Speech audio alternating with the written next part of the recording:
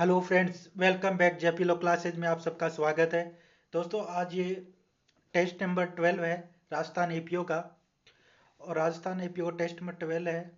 अगर आप इस चैनल पर नए हैं तो इस चैनल को सब्सक्राइब जरूर कर लें और बेल आइकन पर क्लिक करें, जिससे ये है कि आपको नया नोटिफिकेशन अगले टेस्ट का मिल सके। और इस सेशन को लाइक जरूर करना और कमेंट बॉक्स में जरूर बताना कैसा लगा है सेशन।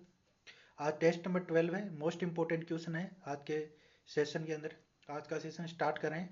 आज कल का जो होमवर्क वाला जो क्वेश्चन दिया था मैंने, उसका आंसर आपने बताया नहीं, किसी एक ने बताया, बाकी ने किसी ने नहीं बताया। तो इसका जो आंसर है, पहला आज का जो क्वेश्चन है, जो होमवर्क क्वेश्चन है, उसका आंसर मैं बता देता हूँ।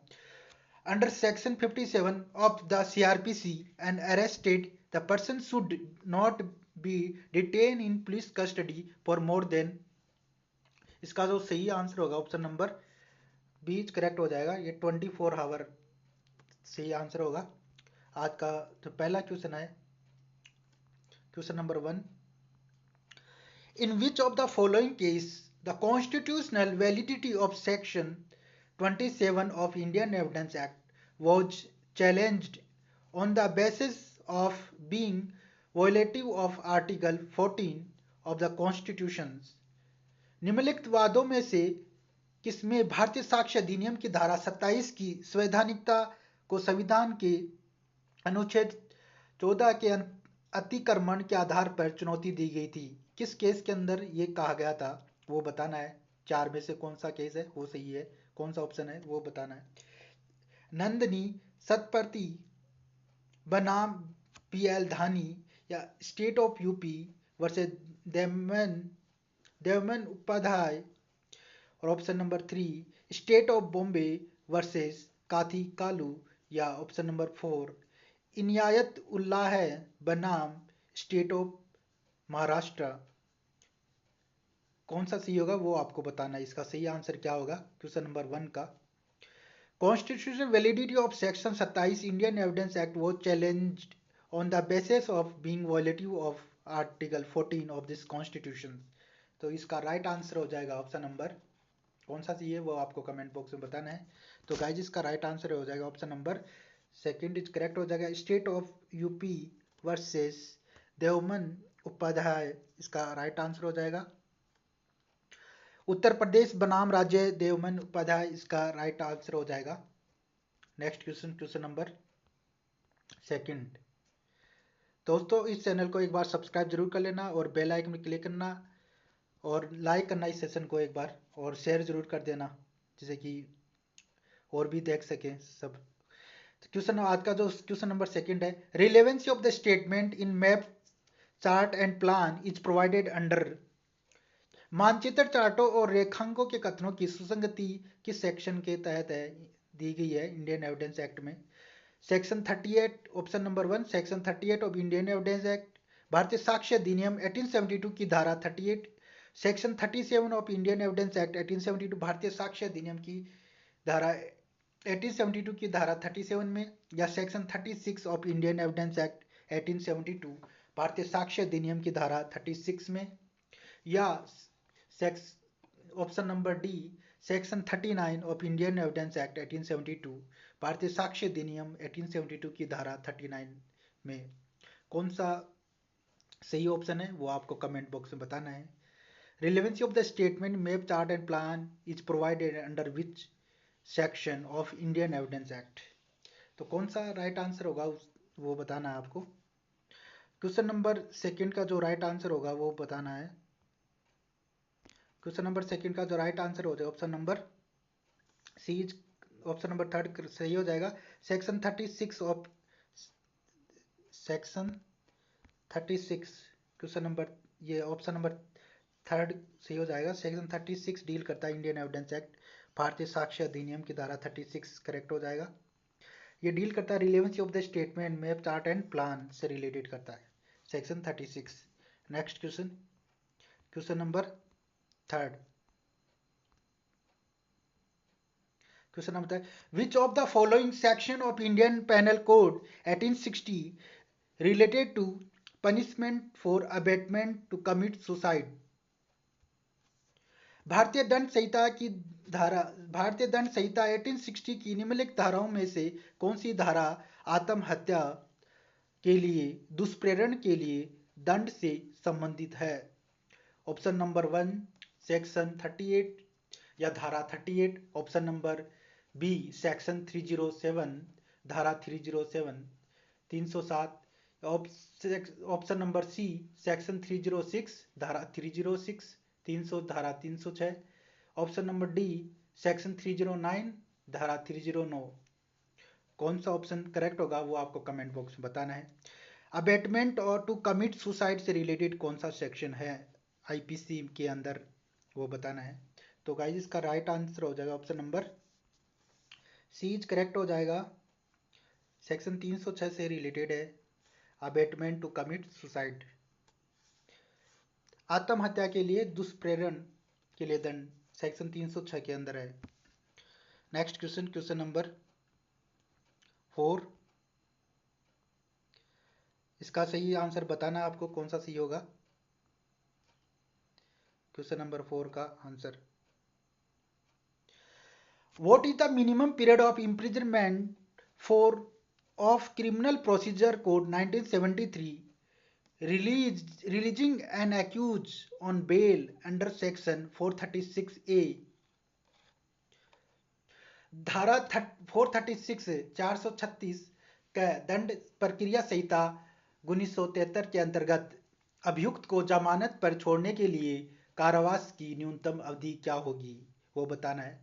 या 1/3 maximum period of the imprisonment, अधिकतम कारावासीय अवधि 1/3 of maximum period of imprisonment 1.5, अधिकतम कारावासी अवधि 1/2 और 1/4 of the maximum period of the imprisonment, अधिकतम कारावासी अवधि 1/4।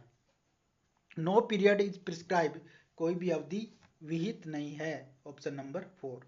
तो कौन सा सही आंसर होगा इनमें से, 4 ऑप्शन में सही आंसर बताना है। सेक्शन 436 में the releasing an accuse on the bail, उस पर कितनी भारत जमानत पर छोड़े गए कारावास की न्यूनतम अवधि क्या होगी, सेक्शन 436 ए। तो इसका राइट आंसर क्या है वो बताना है। तो गाइस इसका राइट आंसर हो जाएगा ऑप्शन नंबर सेकंड करेक्ट हो जाएगा। मैक्सिमम पीरियड ऑफ इम्प्रिजनमेंट 1.5, अधिकतम कारावासीय अवधि 1.5 दी जाएगी। तो next question number 5, on the contraventions the term of the bond, the court shall punish the offender under the Probation Offender Act 1958। बंद पत्र की शर्तों पर उल्लंघन करने पर न्यायालय अपराधी को दंडित करेगा। Option number 1 sentencing him for the original offence, उसे मूल अपराध के लिए दंडित करे।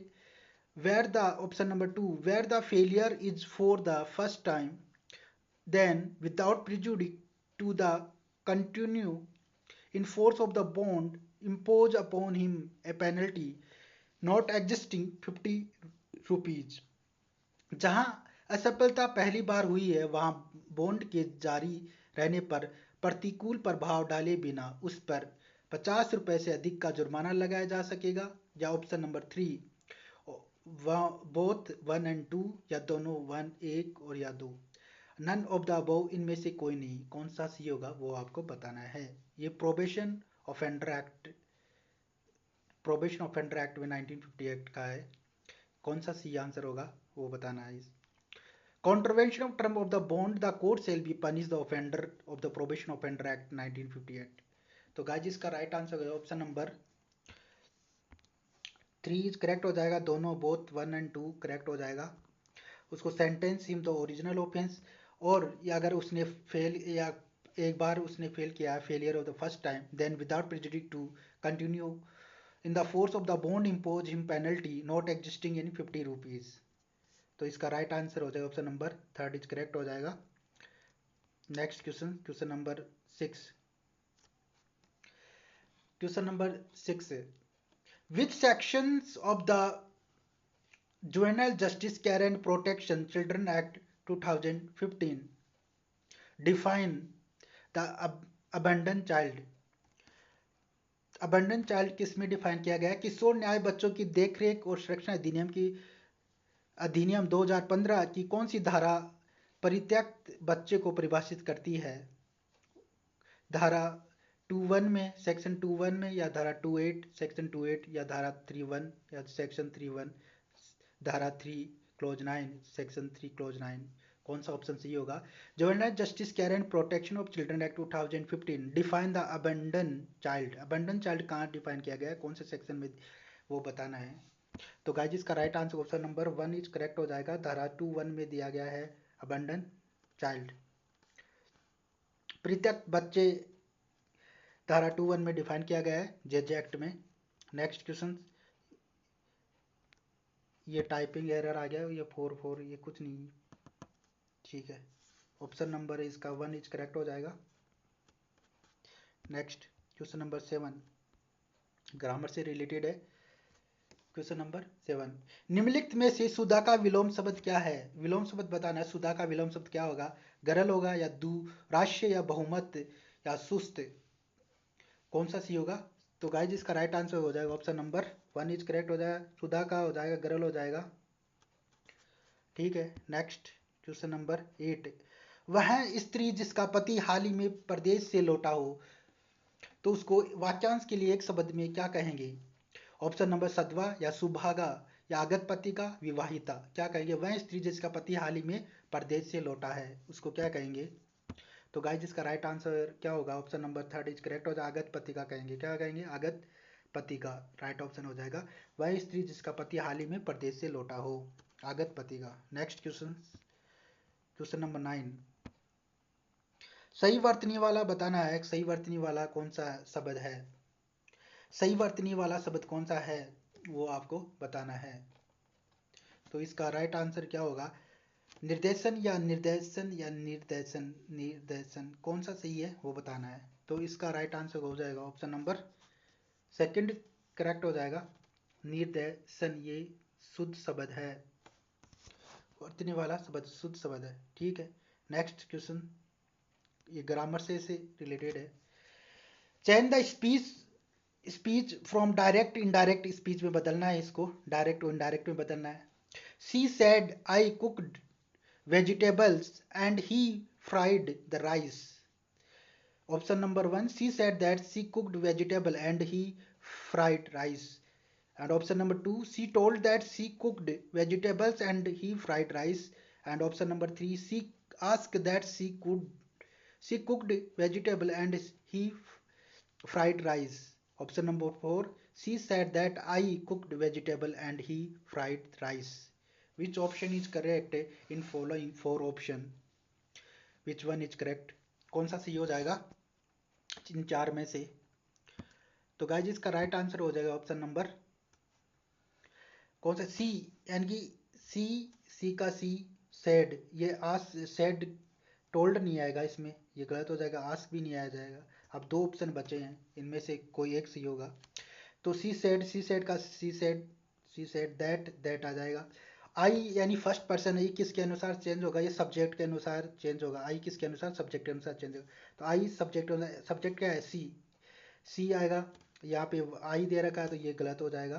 तो ऑप्शन नंबर 1 इज करेक्ट हो जाएगा। She said that she cooked vegetable and he fried the rice, ये आंसर करेक्ट हो जाएगा ऑप्शन नंबर 1। आई किस में बदल जाएगा? आई फर्स्ट पर्सन है, वो सब्जेक्ट के अनुसार चेंज होगा। Next question, question number 11। Question number 11 10 से रिलेटेड है। I get up early and eat my breakfast and listening the radio, find out the tense in the sentence. ये कौन से टेंस से रिलेटेड है वो बताना है। ऑप्शन नंबर 1 प्रेजेंट कंटिन्यूस, या प्रेजेंट परफेक्ट, या present perfect continuous, simple present. कौन सा ऑप्शन सही होगा वो बताना है। I get up early and eat my breakfast and listening the radio, कौन सा टेंस है इसके अंदर? ऑप्शन नंबर क्वेश्चन नंबर 11 का सही आंसर आपको बताना। गाइज एक बार सेशन को शेयर जरूर कर देना, लाइक करना, और इसको सब्सक्राइब, चैनल को सब्सक्राइब जरूर कर लेना, जैसे कि आपको नया नोटिफिकेशन, और लाइक कर देना कैसा लगा सेक्शन आज का। ये जो टेस्ट है, टेस्ट नंबर 12 है। और बाकी अगर आपने टेस्ट नहीं देखें 11 तक वो आप देख सकते हैं हमारे जेपी लो क्लासेज के यूट्यूब चैनल पे जाके। और इसका टेलीग्राम चैनल है जेपी लो क्लासेज के नाम से, इसका पीडीएफ आपको वहीं पे मिलेगा। जेपी लो क्लासेज का टेलीग्राम चैनल है वहीं पे। और इस सेशन को एक बार सब्सक्राइब कर देना, और इस चैनल को सब्सक्राइब कर देना और सेशन को लाइक कर देना, ठीक है। तो इसका सही आंसर क्या होगा गाइज? इसका राइट आंसर हो जाएगा option number D is correct हो जाएगा, सिंपल प्रेजेंट टेंस का है। ये हैबिट यानी आदत की बात कर रहा है, हैबिट। आई गेट अप अर्ली, वो सुबह उठता है, और ईट ब्रेकफास्ट, और ब्रेकफास्ट करता है। लिसनिंग टू द, और फिर रेडियो सुनता है। तो ये क्या है? हैबिट यानी उसकी आदत है। तो आदत की बात है, simple present tense right answer हो जाएगा। नेक्स्ट, तो ये प्रेजेंट टेंस है। प्रेजेंट कंटिन्यूस टेंस में is am are, is am are verb की फर्स्ट फॉर्म के साथ आईएनजी लगेगा, और प्रेजेंट परफेक्ट टेंस के साथ हैज हैव V3 लगेगा वर्ब की थर्ड फॉर्म। और प्रेजेंट परफेक्ट कंटिन्यूस टेंस में क्या होगा? हैज हैव प्लस बीन लगेगा, और V1 प्लस आईएनजी आएगा। और प्रेजेंट सिंपल टेंस में क्या आएगा? सब्जेक्ट प्लस वर्ब की फर्स्ट फॉर्म फिर ऑब्जेक्ट आता है, ठीक है। Next question, question number 12। अगर आपको कोई डाउट हो किसी क्वेश्चन में तो आप कमेंट बॉक्स में पूछ सकते हैं, और इनका जवाब आप कमेंट बॉक्स में दे सकते हैं। और इस सेशन को एक बार लाइक कर देना, और सब्सक्राइब जरूर करना इस चैनल को, और बेल आइकन में क्लिक कर लेना जिससे कि आपको नया नोटिफिकेशन। और जेपी लो क्लासेज के नाम से ये टेलीग्राम चैनल है, उसको ज्वाइन कर लेना। इसका पीडीएफ वहीं पे मिलेगा। तो dash fill in the blank with preposition से रिलेटेड है, वो बताना है। डैश 2003 और 2011 the population of the state increase by 8%। 2003-2011 में राज्य की जो जनसंख्या है वो 8% के हिसाब से बढ़ रही है, इंक्रीज बाय 8%। ऑप्शन नंबर 1 क्या आएगा? फ्रॉम, या ऑप्शन नंबर 2 बिटवीन, या ऑप्शन नंबर 3 इन, या ऑप्शन नंबर 4 8। कौन सा सही आंसर होगा वो आपको कमेंट बॉक्स में बताना है। इसका सही आंसर कौन सा होगा वो बताना है। तो गाइस इसका right answer option number B second is correct हो जाए, बिटवीन आएगा। बिटवीन 2003 यानी दो से ज़्यादा वस्तुओं के बीच में, एंड 2003 और 2011 the population state increase by 8%। Between 2003-2011 the population increase state increase by 8%। तो आंसर हो जाएगा बिटवीन आ जाएगा, ठीक है। नेक्स्ट क्वेश्चन, ये आज का होमवर्क है, ये होमवर्क तो मैंने करा दिया था। इसका right answer option number 24 is correct हो जाएगा। नेक्स्ट दोस्तों, ये आज का होमवर्क है, इस होमवर्क का आपको आंसर देना है कमेंट बॉक्स के अंदर। Which section related to high court, which section related to court of session under the criminal procedure code 1973। Court of session से रिलेटेड कौन सा सेक्शन है? Section 8, section 9, section 10, section 11। कौन सा सेक्शन सी होगा court of session से related? वो आपको कमेंट बॉक्स में बताना है। कोर्ट ऑफ सेशन से रिलेटेड कौन सा सेक्शन है? सेक्शन नंबर 8 है, या सेक्शन नंबर 9 है, या सेक्शन नंबर 10 है, या सेक्शन नंबर 11 है? इसका आंसर आपको कमेंट बॉक्स में देना है। नेक्स्ट क्लास में इसका आंसर हम डिस्कस करेंगे नेक्स्ट टेस्ट के अंदर। तो अगर आपको ये सेशन कैसा लगे, ये जेपी लो क्लासेस की ये टेलीग्राम चैनल है, इस चैनल को एक ज्वाइन कर लेना, और इसका पीडीएफ आपको इसी चैनल पे मिलेगा, जेपी लो क्लासेज के नाम से है। और अगर ये एक बार इस चैनल को सब्सक्राइब कर देना, और लाइक करना, बेल आइकन क्लिक करना जिससे कि आपको नया नोटिफिकेशन मिल सके। इस चैनल को सब्सक्राइब करना, जेपी लो क्लासेज के यूट्यूब चैनल है, इसको सब्सक्राइब जरूर कर लेना, ठीक है। Thank you for watching this video, do subscribe my channel. If any doubt, then ask in comment box. Thank you so much.